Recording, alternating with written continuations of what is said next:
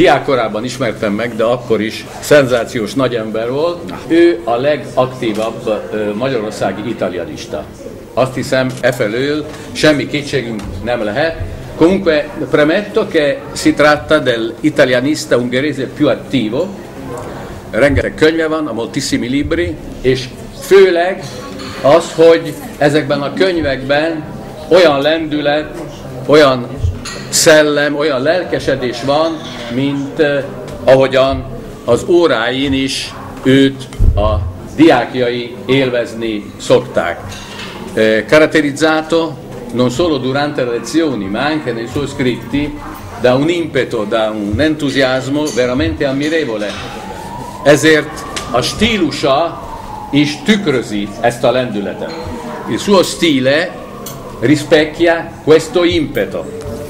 Annyira tömör a stílusa, talmente compatto, talmente denso, hogy néha el kell olvasni többször egy-egy mondatát, che ogni tanto bisogna rileggere alcune sue frasi.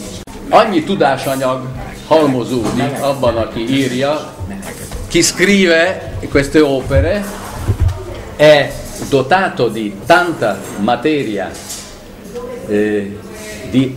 di tanta erudizione, possiamo dire subito anche di tanto umanismo, che deve mettere tutto dentro anche in questi saggi che in sé sono molto brevi, però appunto per la loro densità diventano molto importanti e molto nutriti, és mivel óriási tudásanyag van benne, ezért kénytelen sűríteni, úgyhogy ezek a látszólag és valóban is rövid kis tanulmányok hihetetlen nagy művekké válnak, e soprattutto ciò che sorprende la grande capacità di associazioni e di invenzioni letterarie e chiaramente scientifiche, és hát rendkívül lenyűgöző az óriási képzettársítási képessége, nem csak tudományos, hanem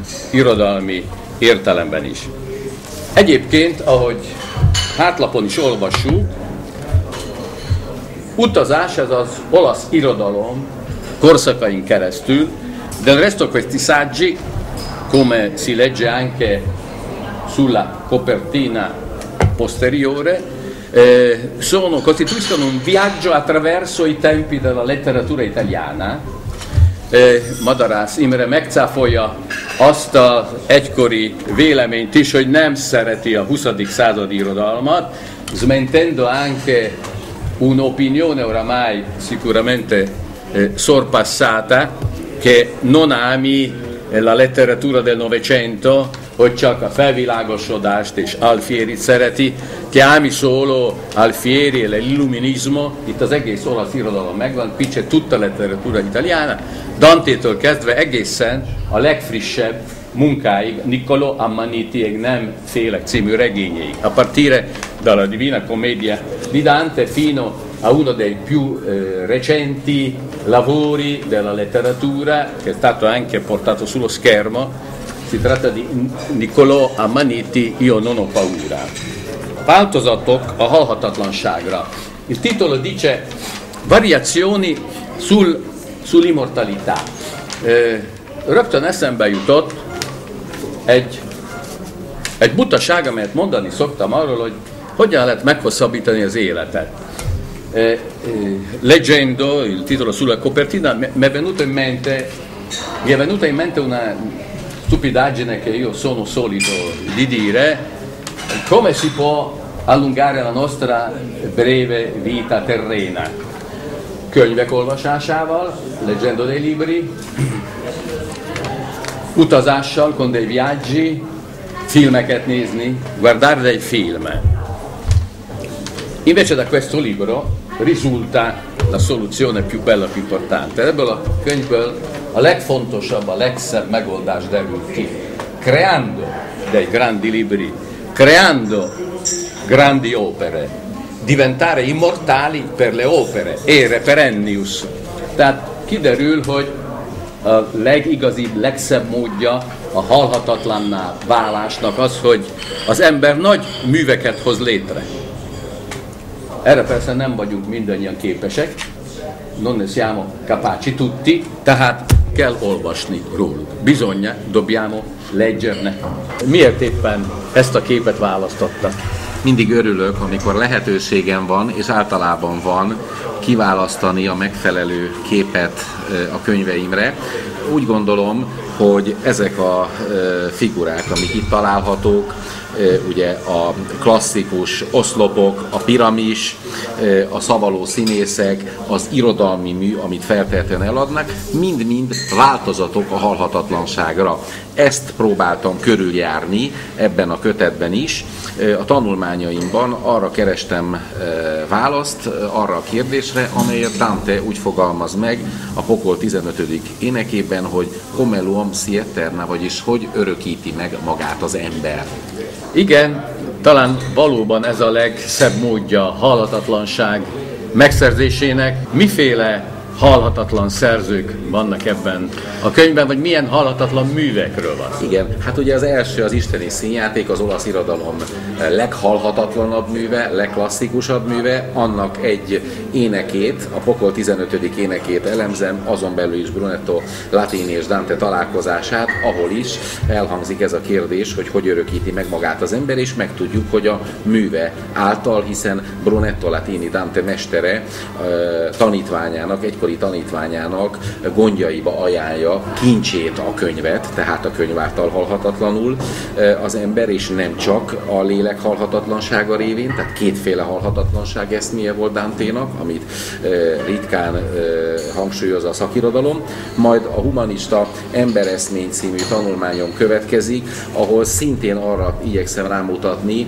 hogy a nagy olasz humanisták, gondolok itt elsősorban Pico della Mirandola szónoklatára az emberi méltóságról, úgy gondolták, hogy az ember úgy emelkedhet föl a legmagasabb isteni szellemek közé, idézhetjük Picót, hogy Istenhez hasonlatosan folytatja az ő művét, alkot, szellemi alkotásai révén örökíti meg magát, és azt is leírtam, hogy a kérdésre, hogy örökíti meg magát az ember, a választ Gutenberg adta meg a humanisták szerint, hiszen Gutenberg csodálatos találmánya révén a könyv által az ember halhatatlanulhat.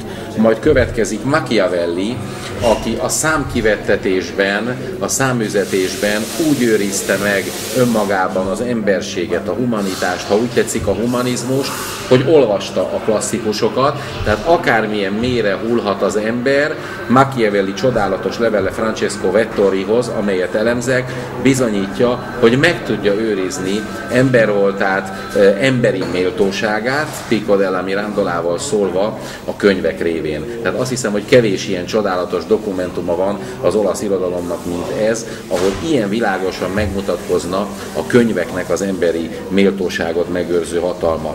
Aztán a Nagy Frigyes és a Nagy Vittorio című tanulmányomban azt a kérdést próbáltam körüljárni, amit legkedvesebb olasz szerzőn Vittorio Alfieri úgy fogalmazott meg, egyébként Machiavellire emlékeztető című értekezésében a fejedelemről és az irodalomról, hogy ki nagyobb, egy nagy író vagy egy nagy fejedelem.